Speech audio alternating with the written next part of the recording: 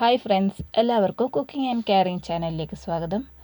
ഇന്ന് ഞാനൊരു റെമഡിയുമായിട്ടാണ് വന്നിരിക്കുന്നത്. എത്ര പഴക്കമുള്ള കഫക്കെട്ട് മാറാനുള്ള ഒരു എളുപ്പമുള്ള വഴിയുമായിട്ടാണ് ഞാൻ വന്നിരിക്കുന്നത്. ഒരു കാപ്പിയുടെ റെസിപ്പിയാണിത്.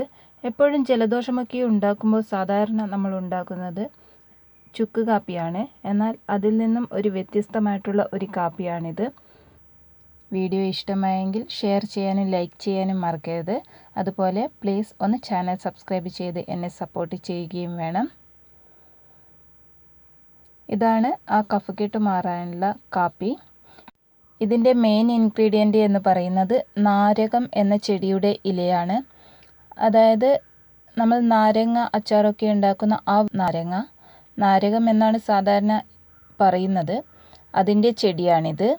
ഈ ചെടിയുടെ ഇലയാണ് നമ്മൾ ഈ കാപ്പി ഉണ്ടാക്കുവാൻ വേണ്ടി ഉപയോഗിക്കുന്നത്. അതിൻ്റെ ഇല ഇതാണ്. അതുപോലെ തന്നെ ഈ ചെടിക്ക് നല്ല വലിയ മുള്ളുകളുമുണ്ട്. നാട്ടിലൊക്കെ സാധാരണയായി കണ്ടുവരുന്ന ഒരു ചെടിയാണിത്. ഇതിൻ്റെ ഇല ഒന്ന് മണത്ത് നോക്കുമ്പോൾ തന്നെ നല്ല ചെറുനാരങ്ങയുടെ തൊലിയുടെ അതേ സ്മെല്ലാണ് ഇതിനുണ്ടാകുന്നത്. അതിനേക്കാൾ കുറച്ചുകൂടി നല്ല ഹാർഡായിട്ടുള്ള സ്മെല്ലാണിത്. നല്ലൊരു ഫ്ലേവറാണ്. ഇതെടുത്ത് മണക്കുമ്പോൾ തന്നെ നല്ല ആ ഒരു ഫ്രഷ്നെസ് ഫീൽ ചെയ്യും.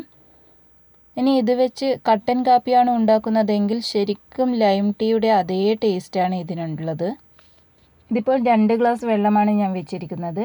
ഇതൊന്ന് ചൂടായി വരുന്ന സമയത്ത് തന്നെ ഇതിലേക്ക് നന്നായി ക്ലീൻ ചെയ്ത ഈ ഇല ഒരു 5-6 ഇട്ട് കൊടുക്കാം. ഇതിപ്പോൾ തിളച്ച് വന്നിട്ടുണ്ട്. തിളച്ച് വരുമ്പോൾ മധുരത്തിനായിട്ട് ശർക്കരയാണ് ഉപയോഗിക്കുന്നത്. അത് നിങ്ങൾക്ക് എത്ര വേണോ അത്രമാത്രം ഉപയോഗിക്കാം. ഇതിപ്പോൾ ഒന്ന് നന്നായി തിളച്ചിട്ടുണ്ട്. ശർക്കരയൊക്കെ നന്നായി അലിഞ്ഞിട്ടുണ്ട്. ആ സമയത്ത് ഇതിലേക്ക് 1/2 ടേബിൾ സ്പൂണോളം കാപ്പിപ്പൊടിയാണ് ചേർത്തിരിക്കുന്നത്. കാപ്പിപ്പൊടി ഓപ്ഷനിലാണ്. കാപ്പിപ്പൊടി ചേർക്കാതെയും ഇത് ഇങ്ങനെ തന്നെയും കുടിക്കാവുന്നതാണ്. അതായത് ശർക്കരയും ഈ ഇലയും മാത്രം തിളപ്പിച്ച വെള്ളം, അല്ലെങ്കിൽ ഇതിലേക്ക് ചായപ്പൊടി വേണമെങ്കിൽ അതും ചേർക്കാവുന്നതാണ്. അത് ഓപ്ഷനിലാണ്. നിങ്ങൾക്ക് ഏതാണോ ഫ്ലേവർ നന്നായി ഇഷ്ടമാവുന്നത് അതിനനുസരിച്ച് ചേർക്കാം. എത്ര പഴക്കമുള്ള കഫക്കെട്ടും ഇത് ദിവസവും കഴിക്കുന്നതിലൂടെ മാറിയതായിട്ട് പറഞ്ഞു കേട്ടിട്ടുണ്ട്. അതുകൊണ്ടാണ് ഞാൻ ഈ ഒരു റെമഡി നിങ്ങൾക്ക് മുന്നിൽ കാണിച്ചു തരുന്നത് തന്നെ. പിന്നെ ഇടയ്ക്കുള്ള ഒരു കഫക്കെട്ടിനൊക്കെ ഇത് വീക്ക്ലി 3-4 പ്രാവശ്യം ഉണ്ടാക്കി കഴിച്ചാലും മതി. രാവിലെ തന്നെ കഴിക്കണം എന്നില്ല. നിങ്ങൾക്ക് ഇഷ്ടമുള്ള സമയത്തും കഴിക്കാം. പക്ഷേ ഇതിന് നല്ല എഫക്റ്റുള്ള ഒരു റെസിപ്പിയാണിത്. നിങ്ങളെല്ലാവരും ജലദോഷമൊക്കെ ഉള്ളപ്പോൾ ഇതുപോലെ ഒന്ന് ചെയ്തു നോക്കൂ. നാരകത്തിൻ്റെ തൊലിയൊക്കെ വളരെ സുലഭമായി നാട്ടിലൊക്കെ കിട്ടുന്നതാണ്. അതുകൊണ്ട് നിങ്ങൾ ഇതൊന്ന് ടെസ്റ്റ് ചെയ്ത് നോക്കി ഇതിൻ്റെ റിസൾട്ട് എന്നെ അറിയിക്കണം.